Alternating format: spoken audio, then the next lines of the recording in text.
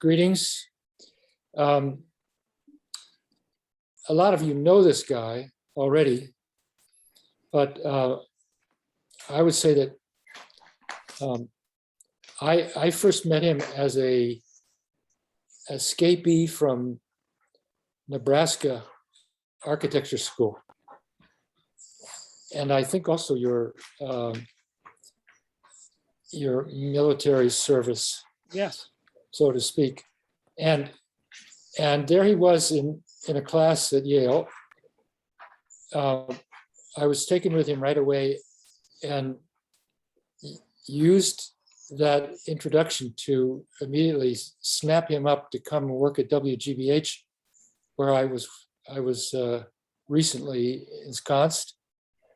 And we had a long collaboration there, where he became an essential critical element to our business and to our wide friendship among all the people in our department. And Doug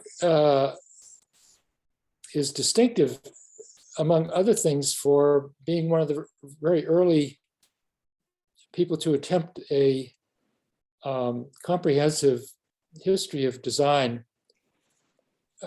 which he elected to do through lectures that he prepared, starting in 1978, and then now appearing in practically every school on the East Coast, with a critical part of the education of most designers, and that is, where did we all come from? What are the roots of the work that we aspire to do now? And in addition to being a master teacher, he is also a terrific researcher. If you just notice a few of the books behind him, all of which he has actually read. A miracle. Yeah. He is now going to talk to us about the history of his own history as a history teacher, and some recent changes that he's made in the way he does that work. So Doug, we all look forward to hearing your tale. Welcome. Okay. Thanks, Chris.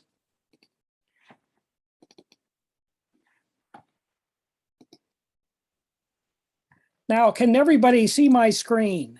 Yes. Can everybody hear my voice? Yes. Yes. Okay.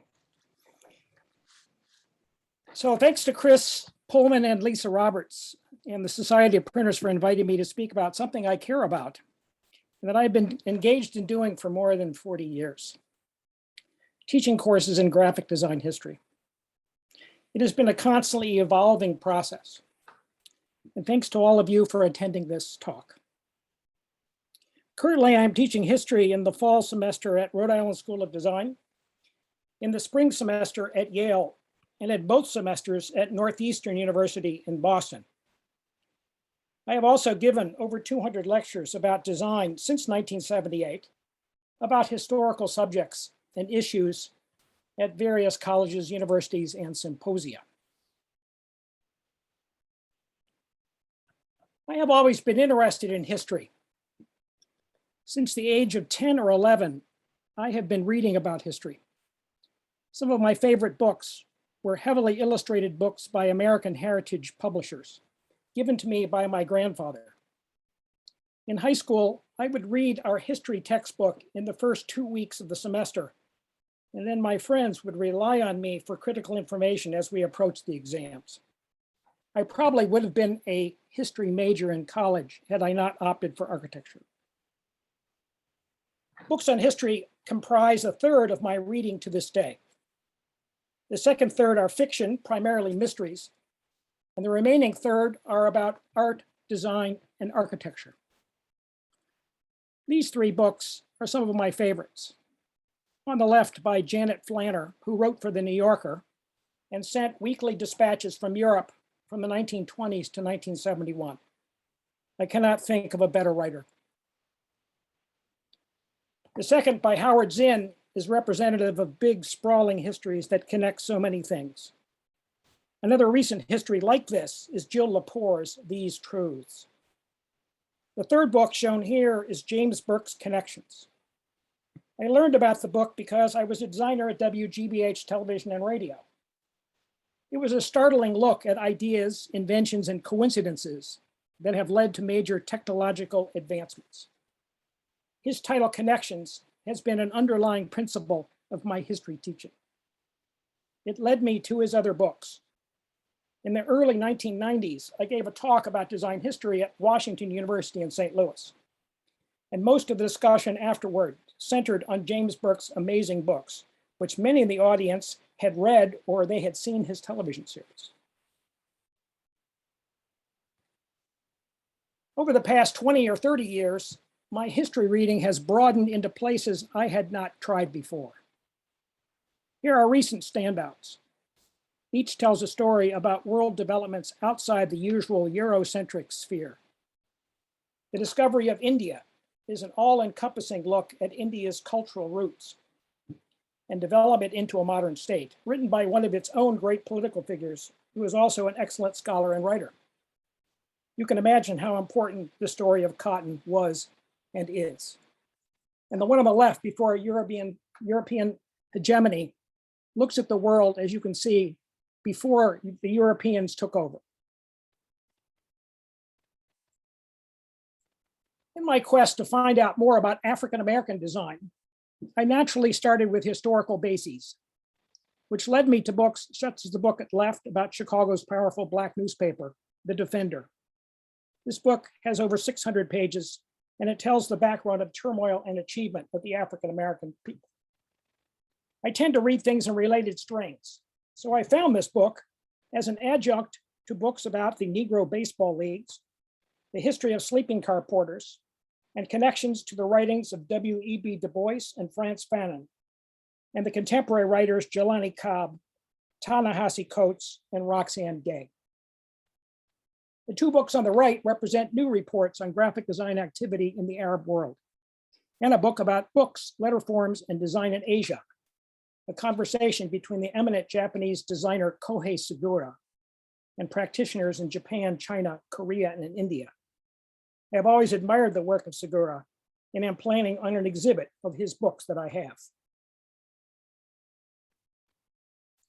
Some of these resources are design specific, such as the book about Cuban movie posters after the revolution. Fiction has always been instructive about the histories of various peoples. The novel Pachinko, suggested to me by one of my Korean students, accurately depicts the subjugation of Koreans by their Japanese colonial overseers. The Chinese author Lu Xun was not only one of China's greatest poets, essayists, and authors, but also led a call for a new design in the 1920s and 30s. When I traveled to China in the late 1980s, I made a pilgrimage to his home and museum, getting a lot of his books that way. As I entered the University of Nebraska in the mid-1960s, it was to study architecture. And as many of you know, this was a commitment to immerse oneself into the world of architecture every day, every hour, usually to the exclusion of other things. Consequently, most of what I read was about architecture. On the left was my textbook for one of my history courses. You might recognize the design of the dust jacket. It was done by Herbert Bayer. Our school had a separate architecture library from the university library. I spent way too much time in there. Venturi's revolutionary book, Complexity and Contradiction, was published when I was a student and caused a stir, particularly when his wife, Denise Scott Brown, came to our campus and gave a talk to us about their work and in relation to their writing activities. Our teachers encouraged us to keep up with what was going on. Before the web, this meant looking at books and magazines. This book on Philip Johnson featured our college art museum, the building designed by Johnson himself. He also came for a talk standing in front of his Sheldon Gallery, and we could ask him questions about his intent, creation of spaces, and the use of materials. We were skeptical. As students, we were also encouraged to see the connections to other forms of art and design. The art building was right next door to our architecture building and also next to the museum.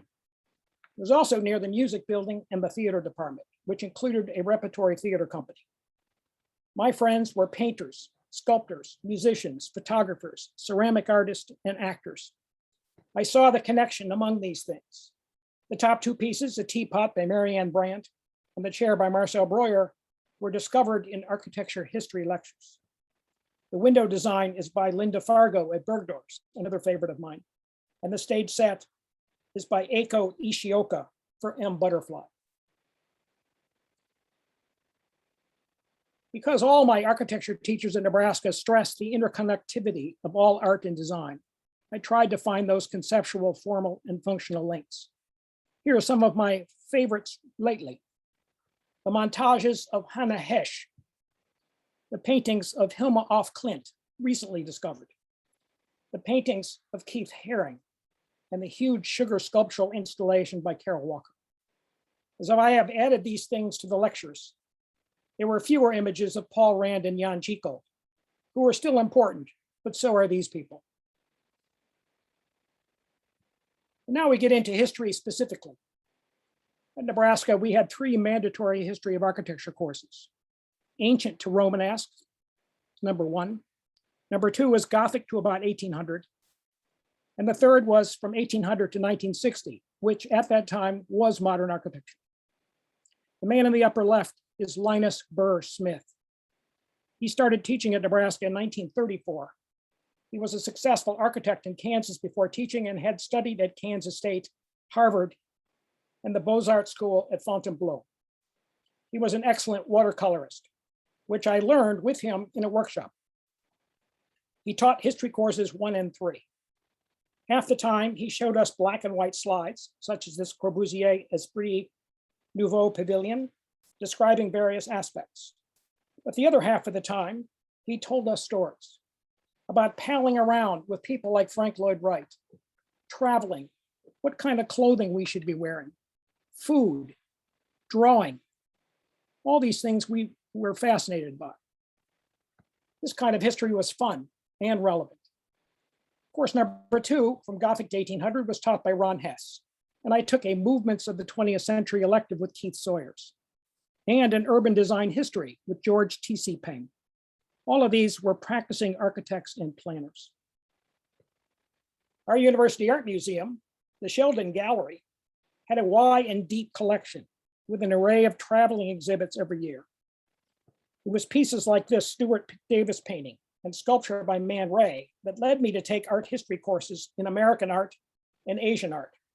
Also eventually getting into a photography course and an evening course in making pottery on a wheel. The book cover on the right represents an architecture and art history course that I took at Yale when I went to study graphic design in the MFA program. I not only took 2 courses from Vincent Scully, but also an architecture history seminar with Henry Wollman. The book Household Gods and Sacred Places that you see here by Vincent Scully was designed by me and Jeannie Lee at WGBH for the New York Graphic Society in the late 80s. In doing this book, I had the opportunity to tell Scully how his courses in architecture and art history influenced me to want to teach history myself. When I got to Yale, I took both architecture and art history courses, as I mentioned, because there was no history of graphic design course. We learned our history in the studio design courses. The 2 teachers who talked the most about history were Alvin Eisenman and Bradbury Thompson. Many of you will remember my talk for the 2018 Dwiggins Lecture for the Society of Printers, entitled Alvin Eisenman, Typographer, Teacher, Technologist. Alvin, here represented by a book he designed for Vincent Scully, so skillfully integrated historical references into learning how to make typography, design books, posters, etc., that it felt natural, helpful, and never burdensome. My colleague, Matthew Carter, said it best. When people asked Matthew where he went to college to learn all that he knows, Matthew responded, "I did not go to college. I had lunch with Alvin Eisenman." That sums it up. Every minute with Alvin was a treasure trove of information and connections. The image at right, a spread from Brad Thompson's Westvaco Inspirations, symbolizes his interest in history. His projects were all about knowing as much as you can about all forms of history. These pages show the early 1800s with modern types such as Dito and Bedoni, alongside architecture, steam engines, and paintings of the period. This was the basis of his course. I should also include several of the younger teachers, such as Chris Pullman and Norman Ives, who regularly invited practicing designers to show their work and submit to our questions. It was living history in action. In my second year at Yale, Alvin Eisenman had invited Keith Goddard to speak to the graphic design and photography students about his recent activity as the first teacher of a college graphic design history course at Cal Arts. He showed us examples of extraordinary work. I still remember the images of typography and photography by Pete Zwart and Paul Skytema. I left that lecture and began planning my own ideas on talking about graphic design history. I told Keith about this many times and never felt that I could thank him enough for what he inspired in me. The book on the left here is one of his die-cut accordion books. The book cover on the right was done by Lou Danziger, not only a giant in the field as a typographer, graphic designer, and photographer, but also as a teacher. Lou had helped Keith organize his course and began teaching it himself at Cal Arts when Keith left for New York. I met Lou in 1977 when he came to teach in the Harvard Summer School, 2 courses, one a design studio and the other a graphic design history course. I took the history course, filling my sketchbook with drawings of images and stories. Lou knew everyone and had stories about everything. An excellent designer, he understood what he was talking about. For the next few years, I again attended his lectures every summer to see new things, hear the stories, but best of all, every night after class to have dinner with him in a nearby Chinese restaurant to hear him talk about being a teacher and designer, and many more stories about designers he had known: Alvin Lustig, Alexei Brodovich, Paul Rand, Herbert Bayer, Charles and Ray Eames, and many more. In 1979, I got a call from Tom Okersey at RISD saying he had heard from Chris Pullman that I had been preparing a course in graphic design history. Would I consider teaching it in Providence? Because I had been living in Cambridge and working for WGBH for 5 years, I had assumed that I would eventually approach a Boston school, such as Mass Art or Boston University. I immediately said yes. I had had some Yale classmates from RISD and knew it was a disciplined but quirky place. In preparing for the course, I had decided to start not at the beginning of the Industrial Revolution, as Keith and Lou had done, but I started back with Gutenberg. And then, because of so many important Chinese inventions, such as paper, movable wood type, woodcut prints, etc., I moved back in time. This was with the encouragement of Alvin Eisenman and Brad Thompson. Both Alvin and I were actively helping Brad with the planning of his book, The Art of Graphic Design, and we spent a lot of time together. I discovered others who had begun to teach college courses in graphic design history, among them Phil Meggs at Virginia Commonwealth, Roger Remington at RIT, and Steve Heller, who seemed to be everywhere in New York. And Steve had also organized yearly symposiums on history, for which all of us had participated. I began with 12 or 13 mega lectures, 1 per week, with a long string of chronological events, items, and people. The technology was always discussed. My history course was intended to be an adjunct to studio classes, not merely for its own sake. I wanted students to see design in the context of history: social, economic, scientific, technological, political, and literary.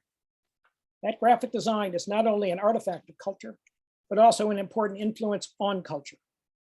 In the early lectures, we see developments in writing systems, type making, paper making, and the printing of images. I can show actual examples of metal and wood type today, also engraved copper plates, a stereotype mat, as well as a lithography stone and linotype and Ludlow slugs. As history marched on in my lectures, I would always make reference to how things were made. Here we see silkscreen printers making WPA posters in the late 1930s. An animated open by Pablo Ferro for the Thomas Crown Affair, and the new digital technologies that eventually emerged at places like the MIT Media Lab with Muriel Cooper, and of course, digital type makers. Each new technology I added meant that some images would be removed to make room for these things. So you have begun to see the categories I chose, the first being technologies. It helped me to organize my thoughts, but more importantly, it helped students to keep things in an orderly pattern. Typography was always an important category. Like architecture history that I had, the design history course is a complement to the studio courses that can help people make better work. Seeing and understanding as well. Good examples of typography certainly improves one's ability to make it.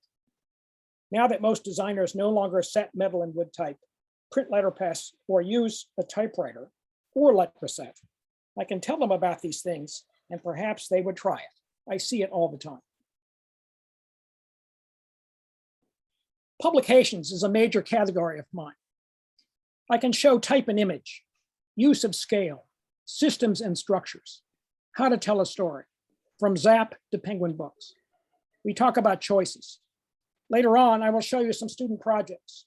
One of these is the creation of an accordion book using research and writing that the student has done.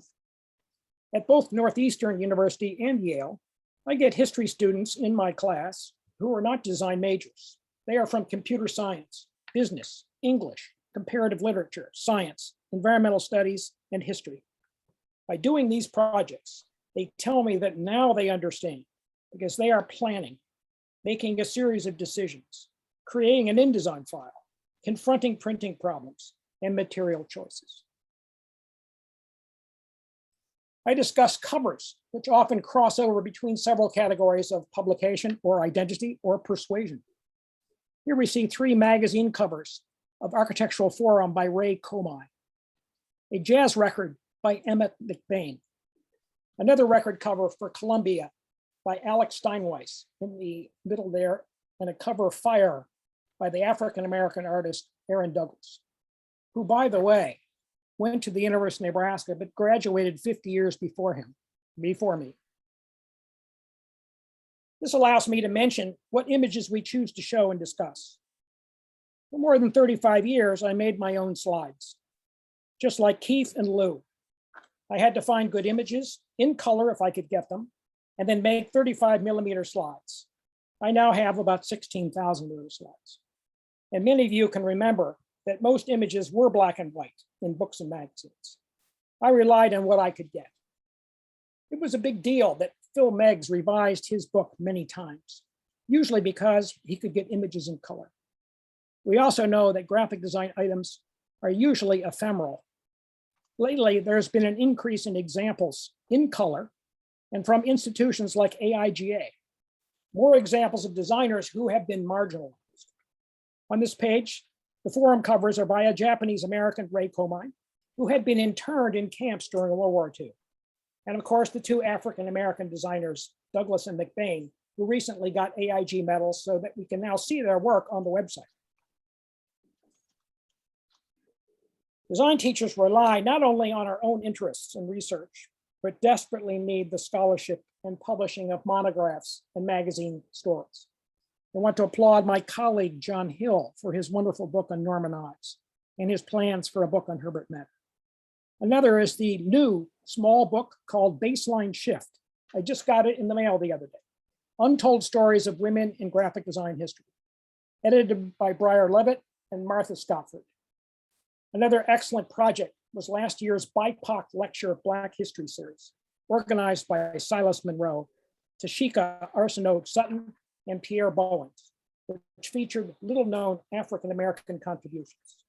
Currently, Silas and Roman Tejada have organized a similar series on Latinx design.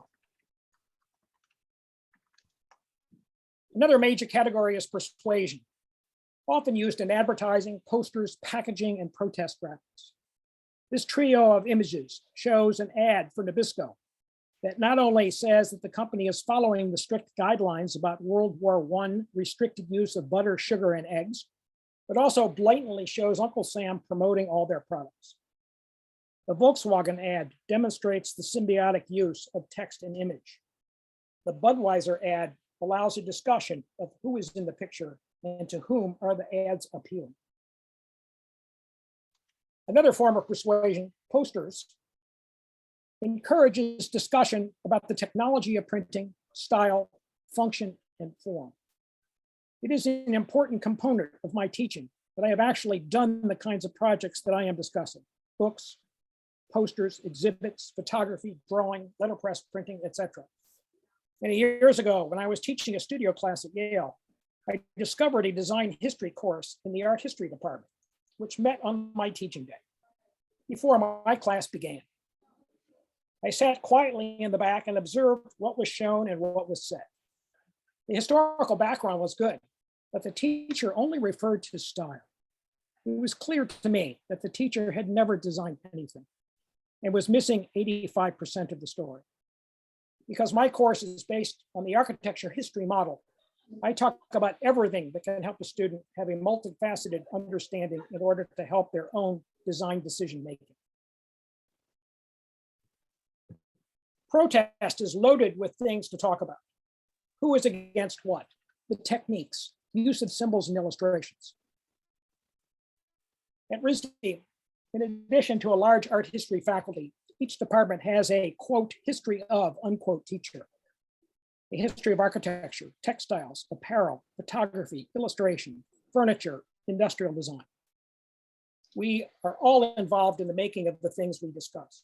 Many students who have taken my course will take Matthew Bird's History of Industrial Design and vice versa.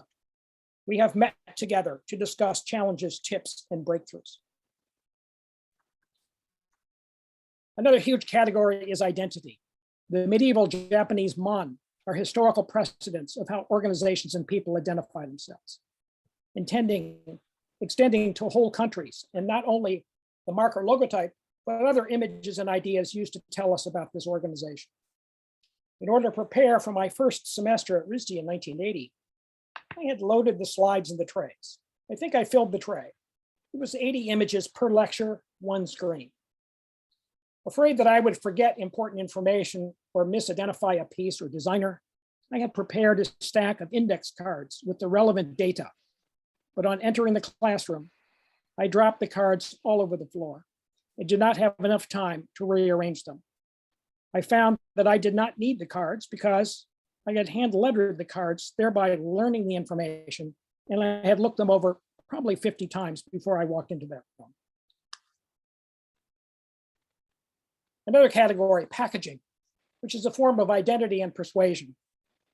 The piece on the left affords a discussion about four-color printing. The Bass bottle in the right image leads to talk about trademark laws. The two in the middle deal with style, nostalgia, and new forms. In my first history class at RISD, I realized the importance of doing research projects, having the students write and eventually put that writing and images together. I had remembered the project we did in Linus Smith's modern architecture class, history class. We were asked to form teams of 3 or 4 students and choose an important modern building and build a large-scale model of it. My team chose the Pillsbury residence designed by Ralph Rapson in 1962, which was built in Waseda, Minnesota. It was a grouping of 5 connected pavilions with elaborate roof forms.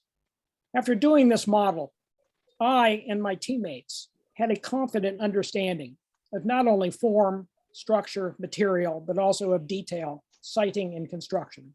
Everything I needed to be successful.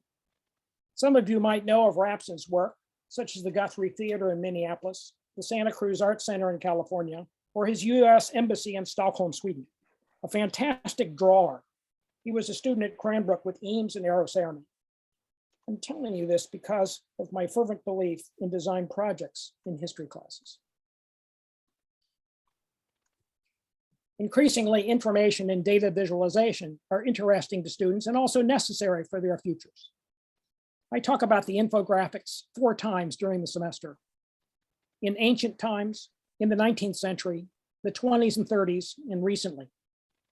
Here we see isotypes on top from the 1920s and 30s, the work of William Playfair on the left from the late 1700s, and Herbert Bayer's World Geographic Atlas of the early 50s, of which I have, and I can bring to class and show them. Exhibit and environmental work has always been near to my heart. I should say I'm not just a graphic design history teacher. Most of the time, I am teaching design studio classes, typography 3, exhibit design, information design, advanced graphic design studios on identity systems, and book design. In all of these, I show historical examples, both real or slide lectures. For example, in exhibit design, next semester, we will have lectures on the history of exhibit design, store window design, and stage design. I don't see much difference between them. They're all connected and influential. Here we see a display from the 1851 Crystal Palace on the left, a Paula Scher design for an art center in New Jersey, the Mexico City Olympics, and a British road sign in the upper right, and Liszewski's 1928 Pressa exhibit. And of course, there are the theoretical underpinnings of how designers decide what they will and will not do, as well as how they go about it. Pictured here is an image from Arts and Crafts, a response against the excesses of the Industrial Revolution. On the right, an example of Liszewski's work. He was one of the principal architects of constructivism spread across Europe and the world, one of the most important influences on 20th and 21st century design. And of course, in the middle, the First Things First manifesto, which questioned what designers do, was led by designer Ken Garland. In my first couple of years at RISD, the history class and graphic design program were about 50% women and 50% men. Soon thereafter, it was closer to 90% women, and the majority of the women were of Asian descent. This led to my actively seeking more examples of Asian and women designers. In the 1980s, this was difficult because of the dearth of examples, particularly in color. When I added examples of Laura Lam, the Italian-Swiss advertising designer, or Eiko Ishioka, the Japanese ad designer, costume and also stage designer, I showed fewer examples of Cassandra or Joseph Muller-Brockman. Eventually, I began showing images on 2 screens, allowing for comparisons and just more images per class. During the first summer of the COVID pandemic, I digitized about 4,000 images with the help of the RISD Library, Northeastern University, and 2 RISD colleagues, teaching colleagues, Bethany Johns and Susie Cousins. And with the help of grad student Will Meineke, we created a whole new digital suite of lectures. I was also asked to create a more general design history for freshmen in Northeastern's NU START program, mainly students from overseas. This allowed me to replace my 35mm slides with digital screens that now can hold up to 3 to 8 images at a time. I have 2 more things to say and show to you. I have been collecting things like printed materials since I was 10 or 11. Maps, train tickets, packages. When I lived in the dorm at Nebraska, I was an RA. So there's a constant stream of people coming into my room asking me to do things or for help. And then because I was in a 2-person room, but I was an RA, I had one side of the room that I really didn't use. So it became a little gallery. And I hung up all the things that I was collecting. And a lot of people would just come in and look at the stuff that I had found. When I came to WGBH, I had even more things. I would hang them on the wall outside the design department. Others from around the building would come by to talk about these things with me and also some of the other designers in the department. In 2000 at RISD, I was tired of seeing a bunch of unused sad display cases on the first floor of the graphic design and photography building. I went to the dean and the provost and got permission to put things in those cases. I promised them that I would show a broad array of items, including industrial design and furniture. So now for 21 years at RISD, and now for 7 years at Northeastern, I show things of interest. I install them, I do a poster, and I change the shows every 3 or 4 weeks. Here are some of the posters for these shows. These items I show are often complements to the history lectures. Many items are vernacular designs. So first of all, here we see on the left is I have an extensive collection of telephones that go all the way back into the early 20th century. So this was the poster. My favorite telephone is the one that the woman is using in the middle there, a Swedish design, an Erica phone. In the middle, I have about 50 book covers from Grove Press by Roy Kuhlman. So they are all excellent designs. And so this is the poster for that show. I have the early document that was sent out to AIGA members in 1974 that shows all of the Department of Transportation icons that are used for signage. I'll also tell you that one of my classmates, Don Moyer, and his wife, Karen, were the ones who actually drew these things for a committee attached to AIGA. I also have a huge collection of military printed work. One of the best things I have is a thing called an aircraft recognition manual. So I took that apart so I could show what all those different airplanes look like. The two posters on the right, the first one is the work of Vaughn Oliver, who recently died in 2019. And one of the other teachers at RISD, James Goggin, and I were talking about that we both had huge collections of Vaughn Oliver's work. And so we put our collections together to show them soon after he died. And on the right is a poster that, again, James Goggin and I both have huge collections of books that were designed for the awards, the most beautiful Swiss books. My books came from the 40s, 50s, 60s, and 70s. His came from the 80s, 90s, and the 2000s. So we had a hell of a show of those things. When I walk around my house and find a bunch of book covers that I have bought for the last 40 years, books that I have read. And so one time I thought I have an abnormally large number of book covers designed by women. So it took me a couple of weeks to go through my shelves and pick off all the women book designers. You can see who they are down there, including Elaine Lustig Cohen, Ellen Raskin, one of my favorites, and Gilda Coleman. So that was a show. I also have a huge collection of Brown appliances, just like my friend Tom Strong. So that filled up the cases one time. It also got me off the hook for showing too much graphic design. I and some other people I know have huge collections of cigar boxes. So this was also an excellent show of what they look like. The earliest thing I began collecting was railroad ephemera. I have 5 or 6 boxes full of timetables, maps, logos, and things like that. And I also have a large collection of Chinese paper cuts, which I started when I was in China. So those are all real things that I can show. These two are recent shows. The album covers of Emmett McBain. And again, I had all of these because I have a huge collection of 33 1/3 records, LPs. So it didn't take me long to find all those so I could show them. And then on the right, something of course of interest, particularly lately, was the landmark group of information graphics done under the auspices of Atlanta University in 1899 for a show of 1900, led by W.E.B. Du Bois. And so I have some printed facsimiles of those, and also not only the charts themselves that show the plight and the situation of African Americans at that time in the South, but also a group of the photographs that were shown also in that show.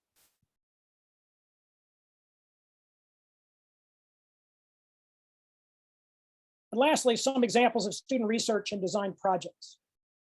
The first group are what I call the landmark poster. Each student is given a landmark from design history. They do research, they write an essay about why it's important, and then they find a minimum of 3 images. And of course, a list of where they found their information, the resources. And all this goes on a poster broadside.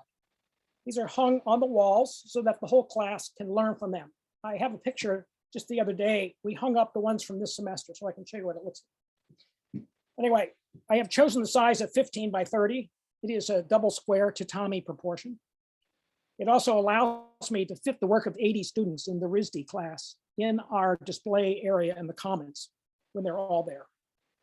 Here you see a poster about Lazitsky's of 2 Squares, Portfolio magazine by Brodovich, the psychedelic posters of Bonnie McLean, and the London Underground map.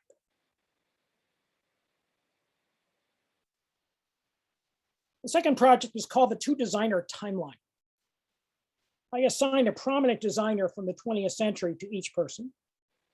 And then each of the students chooses a second contemporary designer. The third component is a series of things of historical importance before and during these designers' lifetimes. The student has to create an accordion book form that displays the information with a minimum of 10 images from designer 1, 5 images from designer 2, and 5 images from history. This first one I'm showing you is so huge that I'm going to show you 2 parts of it, but you get the idea here. This was done by Emily Gez a couple of years ago. And she got Kurt Schwitters from me. She chose Annette Lenz, a contemporary French designer. And here's the timeline. It's pretty long. It's way longer than what I asked for, but sometimes you can't hold people back. So Kurt Schwitters' information is in that green color. And then the black and pink is the historical information. So you can see how that goes along in the timeline. And this is an accordion, so it can fold down into a book shape. Here's the second part, because Schwitters dies way before Annette Lenz was even born. So then we see the red line emerge, and that is Annette's life. But the pink and the black continues with the historical story.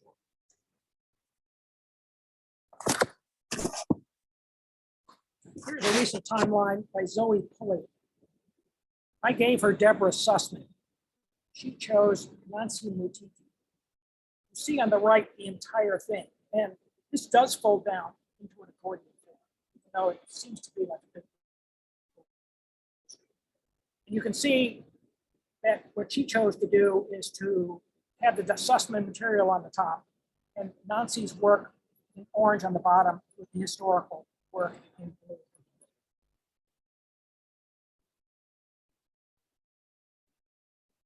This one is by Alex Dawson, who was on the call tonight. I gave him Raymond Loewy. He chose Louise Feely. And so what you can do is you can read the bottom part, as you can see the blow up here of Raymond Loewy's life along the bottom. And you get to the end and you turn the corner and you come back the other way. It's almost like a do-si-do kind of book. You see Louise's work on top.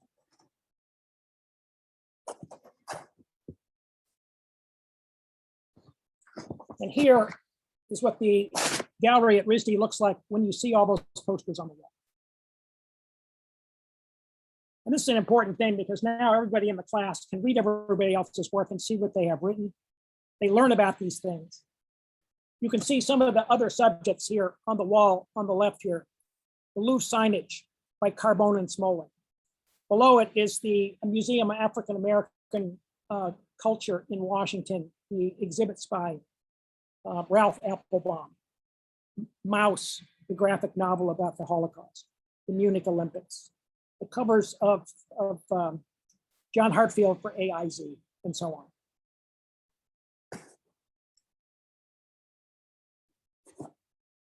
So the other thing that I didn't tell you that I do is I give people quizzes, 2 or 3 in a semester, and this is usually based on the lectures and also the kind of things that they find in their research. So presently my course has 38 short lectures. Sometimes people watch 3 lectures a week. And now with the fact that now people can watch recorded lectures in Canvas, and luckily all 3 schools where I teach use Canvas, so that they can watch them asynchronously. And they can also watch them more than once a week, which many students do. But I still try to give live lectures during the class period times when we're not talking about the projects and other kinds of things. So each of these 38 short lectures is 25 to 40 minutes long. They are still organized essentially chronologically, but also based on my categories. It is a constantly changing and living history. Looking for new things to add keeps me energized and learning new things myself.